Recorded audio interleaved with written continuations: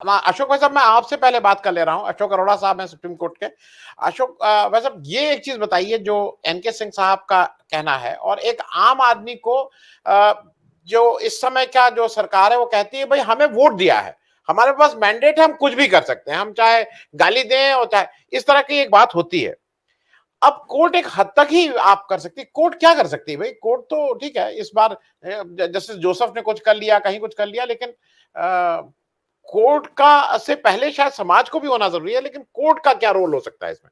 अशोक अरोड़ा साहब। मैं आनंद साहब, बहुत अच्छा आपने टॉपिक लिया है। पहले तो आपको मुबारक देता हूं मैं।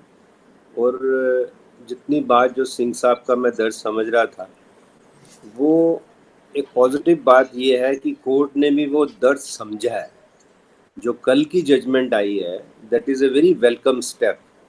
सुप्रीम कोर्ट का ये कहना कि it would be contempt now, और सिंह साहब ने ठीक कहा कि जब कॉग्निजेबल ऑफेंस है, जब आपके सामने मर्डर हो गया, तो आप ये थोड़ी कहोगे कोई आके बताएगा मैं तब एक्शन लूंगा।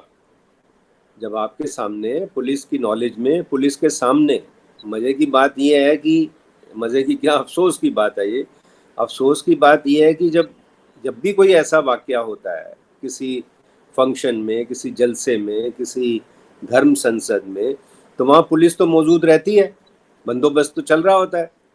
तो जब इतना बंदोबस्त चल रहा है, जब सीनियर ऑफिसर वहाँ है, तो एक्शन क्यों नहीं होता? इसीलिए मैं कहता हूँ ये वेलकम स्टेप है। ये जस्टिस जोसेफ और जस्टिस राय ने जो एक बात करी कल कि कॉग्निजेबल ऑफेंस है, आप सीधा एक्शन लीजिए, आप कंप्लेनेंट की क्यों वेट कर रहे हैं? आपके सामने ऑफेंस हुआ है।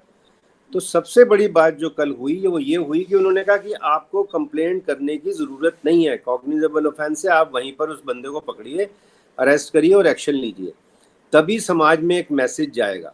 नहीं तो आज तक क्या होता रहा कि इन चीज़ों को सीरियस नहीं लिया, ना कोर्ट ने सीरियस लिया, ना पुलिस ने सीरियस लिया, और अफसोस की बात है कि समाज ने भी सीरियसली नहीं लिया। जो बंदा एक दिन गाली दे के आता है, एक दिन टोटल, जो हम कहते हैं कि आपस में जो भाईचारा है, फ्रेटर्निटी जो है, प्रियम्बल के फर्स्ट पेज पे आता है, और हमारी ड्यूटीज़ में है कि विल प्रमोट फ्रेटर्निटी, आपस में हम गंगा जमुना तहजीब जो है, हम आपस में मिल के रहें, प्यार से रहें। तो जब तक हम प्यार से नहीं रहेंगे, चर्चा नहीं करेंगे, ग्रोथ होगी ही नहीं। ये इसका बेसिस ये है। आप ये देखिए, ये कोई छोटी मोटी ऐसी खाली बात नहीं है कि किसी ने गाली दे दी तो कुछ नहीं हुआ ना। गाली देने से गड़बड़ होता है। वो जो कबीर ने 500 साल का पहले कहा, गुरु नानक देव जी ने कहा, जिन प्रेम की हो तिन ही प्रभु पायो, या 2.5 अक्षर प्रेम के पढ़े सो पंडित होई, या प्रमोट फ्रेटर्निटी कॉन्स्टिट्यूशन में आता है। उसका मतलब ये है कि जब हम आपस में, अब सिंह साहब बात कर रहे हैं, दीक्षित साहब बैठे हैं, हम चर्चा करें क्या समाज में चल रहा है, कैसा कानून होना चाहिए, कैसा देश होना चाहिए। तो जब एक दूसरे को गाली देंगे तो देश की तरक्की थोड़ी होगी, कोई रिसर्च थोड़ी होगी। तो इसीलिए मैं कहता हूँ it is a welcome step at the cost of repetition, I say, and it would be contempt now. अब ये भी करना चाहिए कोर्ट को, आगे ये बात यहाँ खत्म नहीं करनी चाहिए। जब एक बार सुप्रीम कोर्ट ने कह दिया it would be contempt of court, तो अब इनको शुरू कर देना चाहिए कि जहाँ भी ये धर्म संसद या कहीं पे ऐसी बात होती है, और वहाँ का जो भी SHO, ACP, DCP अगर वो एक्शन नहीं लेते हैं, तो they should be hold up for contempt कि आप क्या कर रहे थे वहाँ पर। ऐसा मेरा सोचना है। Thank you. जी। अशोक भाई साहब, एक जल्दी से आपसे और, हाँ क्योंकि मैं रमेश हाँ भाई के पास जाऊंगा समझने के, हाँ, मेरे एक को जल्दी कहीं से जाना है, एक, मैं इसलिए, हाँ नहीं नहीं, हाँ बस 1 मिनट का आपका, 1 मिनट से हाँ ज्यादा समय नहीं लूंगा।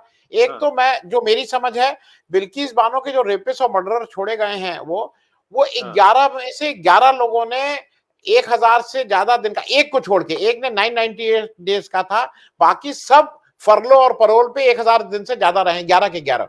और दूसरा, मैं इसलिए दर्शकों को बता दूं, उसमें से एक भाई साहब छूटे हैं, उनके ऊपर यौन शोषण का एक और मुकदमा दर्ज है।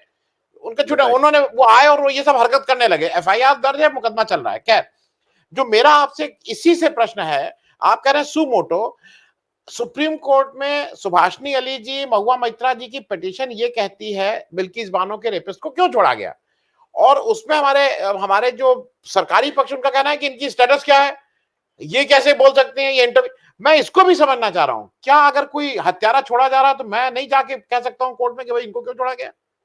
नहीं नहीं, मैं एक पर्टिकुलर केस की जो सब जुडिस है उसकी बात नहीं करना चाहता, लेकिन जो कानूनी पोजीशन है जी। उसके बारे में I am clear, very clear, कि कोई भी व्यक्ति जा सकता है। जब आप ये बात करते हैं, आपने रेयरेस्ट ऑफ रेयर केस की जब बात करी, आपने कहा था something which shakes the judicious conscious, which is collective conscious. तो जब कलेक्टिव कॉन्शियस की बात आ रही है, जब पूरा हिंदुस्तान, जब पूरी दुनिया या पूरा समाज किसी चीज से आहत होता है, तो उसमें कोई भी जा सकता है फिर। तो कलेक्टिव समाज, कलेक्टिव कॉन्शियस की जब हम बात करते हैं, तो 130 करोड़ लोग थोड़ी इकट्ठे पिटीशन फाइल करेंगे। कलेक्टिव कॉन्शियस से आपने, आनंद साहब, बहुत अच्छी बात ये छेड़ी। कलेक्टिव कॉन्शियस का मतलब यह है कि अगर कलेक्टिव कॉन्शियस हर्ट होती है, तो 135 करोड़ में से कोई भी व्यक्ति जा सकता है। He is part of that collective conscious. तो आप नहीं कह सकते कि अशोक अरोड़ा नहीं आ सकता, एनके सिंह आ सकते हैं, आनंद सिंह क्यों नहीं आए, दीक्षित क्यों आए हैं। So I am very clear, collective conscience means this, that when collective conscience is hurt, anybody can go to the court and say, I am part of that collective conscience, my conscience is hurt. That means collective conscience is hurt.